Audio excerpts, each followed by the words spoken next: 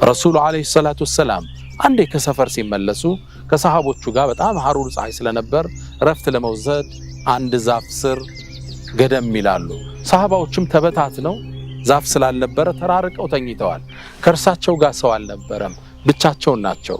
እርሳቸው ሰይፋቸውን አወጡና ከዛፉ ላይ አንጠልጥለው ገደም አሉ። አንድ ሲከታተላቸው ሊያጠቃቸው የፈለገ ጠላት ነበር።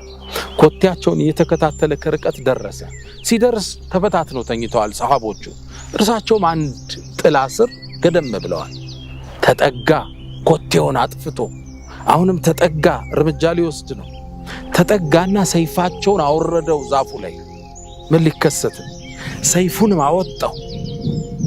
ከዛም መልእክተኛው አለይሂ ሰላቱ ወሰላም አንገት ላይ እንዳደረገ ያ ሙሐመድ አላቸው። አንተ መሐመድ አላቸው። ነቁ። ረሱል ሰለላሁ ዐለይሂ ወሰለም መን የምነዑከ ሚኒ፣ ዛሬ ከኔ ማንም ያድንህ አላቸው። ሰሃቦች የሉ፣ አንተ እጅ ላይ ሰይፍ የለ። መልእክተኛው አንድ መልስ መለሱ። አላህ አሉት። አላህ ነው የሚያድነኝ። ሰውየው ተርገፈገፈ፣ ሰይፉ እጁ ላይ ወደቀ። ኃይለኛ ጦረኛ አይደሉ? ቀበል አረጉና ሰይፉን ይዘው አንገቱ ላይ አረጉት። ወአንተ ምን የምነዑከ ሚኒ፣ አንተንስ ከኔ አሁን ዛሬ ማን ያድናል አሉት። ምን ይበላት ኃይሉ ዛይል በምን ይከላከላል?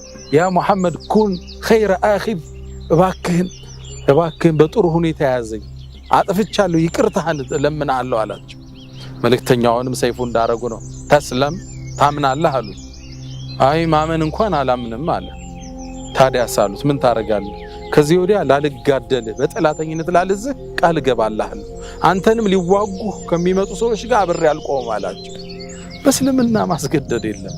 መልእክተኛው አፉ ብለው እንዲህ አይነት ጥፋት የሰራ ሰው ሌላ እርምጃ ይገባው ነበር።